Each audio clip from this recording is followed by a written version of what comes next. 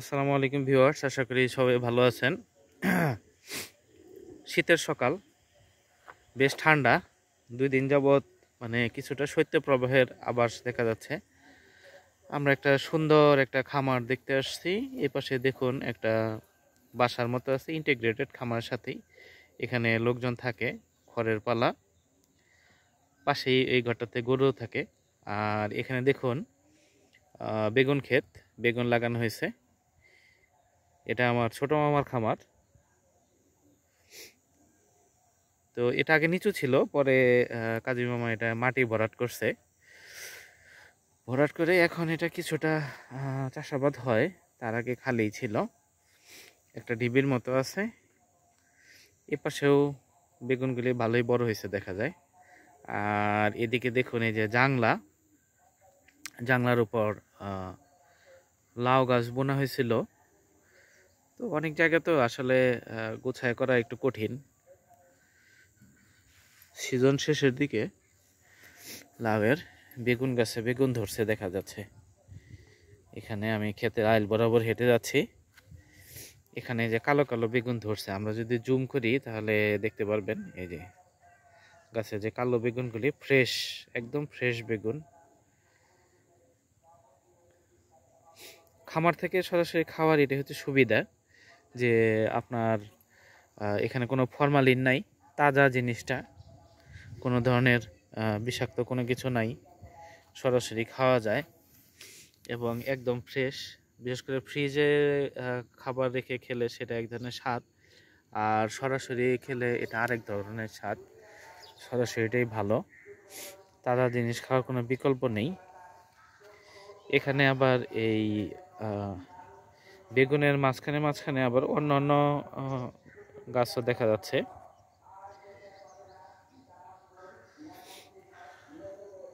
পানির ব্যবস্থা আছে এই পাইপের মাধ্যমে। কপি গাছগুলো বেশ বড় হয়েছে, ফলন এখনো শুরু হয় নাই। আর এই পাশে দেখা যাচ্ছে মরিচ গাছ।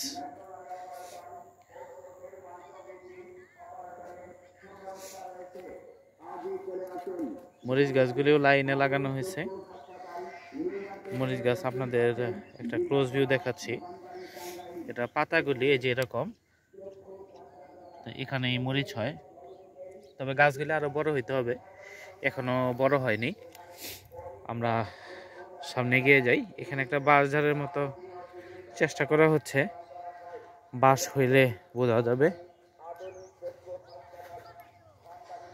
অনেক পলি ব্যাগ দেখা যাচ্ছে, পলি ব্যাগে হয়তো চারা ছিল, তো মাটি সহ ব্যাগ সহ রাখা আছে।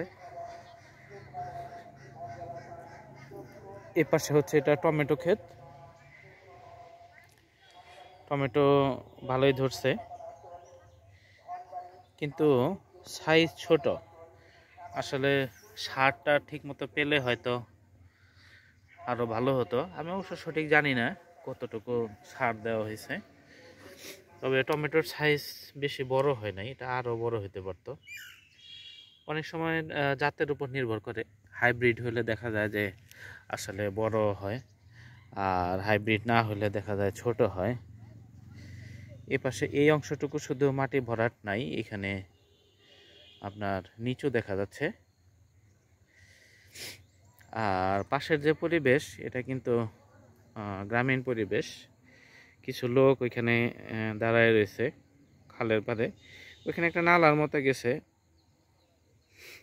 পানি প্রবাহিত হওয়ার জন্য, ছোট একটা নদীর মতো। বেশিরভাগ সময় অস্তিত্ব থাকে না।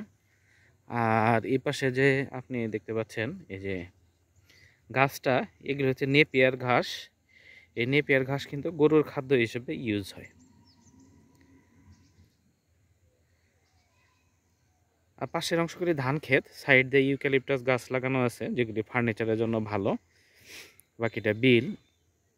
এবং কাজী মামার এই খামারের যে বর্ডারগুলি আপনারা দেখতে পাচ্ছেন, যে বর্ডারগুলি নেপিয়ার ঘাসে ভর্তি, এবং অন্যান্য ফলমূলের গাছও ওই দিক দিয়ে আছে সাইড দিয়ে, এবং ওইদিকে কিছু কলা গাছ দেখা যাচ্ছে। তো এই হচ্ছে খামার, বিস্তীর্ণ এলাকা। ফসল হলে আবার ইনশাল্লাহ পরবর্তীতে আসলে আপনাদের সাথে দেখা হবে। পরবর্তী আপডেট পর্যন্ত সঙ্গেই থাকুন। আমরা একটা সুন্দর একটা ফুলের ছবি দেখিয়ে, লাউ বা কুমড়া জাতীয় ফুলগুলি এরকম হয়, অনেক সময় বড়া ভেজেও খাওয়া হয়, এই ছবি দেখে আমরা শেষ করছি। সবাই ভালো থাকুন, সুস্থ থাকুন, আল্লাহ হাফিজ।